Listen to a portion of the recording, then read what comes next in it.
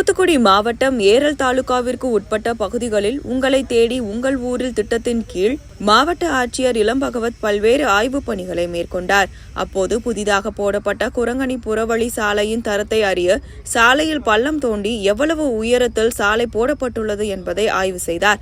மேலும் மழை வெள்ளத்தால் பெரிதும் சேதமடைந்த ஏரல் ஆற்று பால சீரமைப்பு பணிகளையும் நேரில் பார்வையிட்டார்.